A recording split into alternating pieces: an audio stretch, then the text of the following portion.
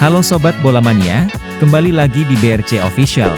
Ada kabar menarik nih mengenai PSM Makassar perpanjang derita Arema FC, PSIS Semarang bekap Persik Kediri.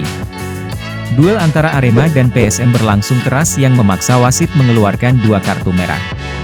PSM Makassar memperpanjang paceklik poin Arema FC setelah mencatat kemenangan tipis 1-0 dalam matchday ke-22 Liga 1 2022-23 di Stadion PT IKA Jakarta, Sabtu 4 Februari sore waktu Indonesia Barat. Kekalahan itu membuat Arema tidak berhasil mendulang poin di 5 laga beruntun.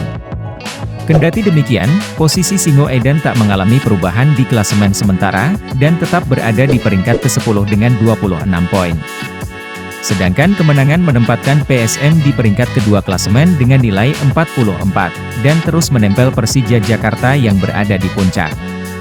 Koleksi poin kedua tim sama, tapi PSM kalah head-to-head.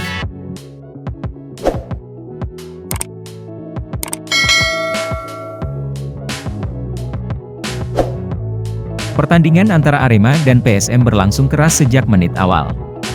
Wasit harus mengeluarkan 9 kartu kuning, dan 1 diantaranya berubah menjadi merah untuk gelandang Arema Jayus Haryono di menit ke-34. PSM juga tidak luput dari kartu merah setelah Safrudin Tahar menerimanya pada menit ke-48. Pertarungan kembali menjadi ketat setelah Arema dan PSM bermain dengan 10 orang.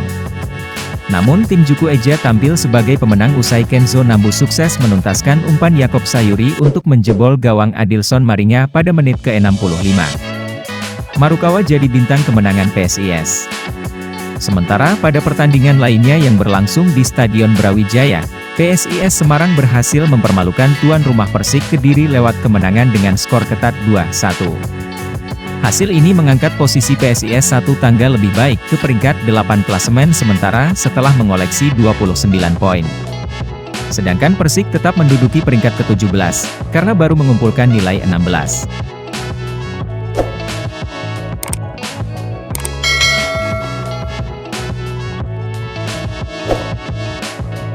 PSIS membuka keunggulan terlebih dahulu ketika pertandingan baru berjalan 9 menit ketika umpan Carlos Fortes yang berusaha dihalau Rohit Chan kembali ke Septian David Maulana yang selanjutnya menjebol gawang Dikri Usron.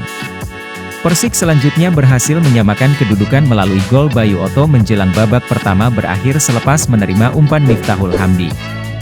Tetapi Taisei Marukawa menjadi bintang kemenangan PSIS setelah menanduk bola Fredian Wahyu 2 menit menjelang pertandingan berakhir. Nah itu dia Sobat Bola Mania untuk update kabar kali ini, bagaimana pendapat kalian Sobat? Tulis pendapat kalian di kolom komentar ya Sobat dan jangan lupa untuk like, comment, and subscribe.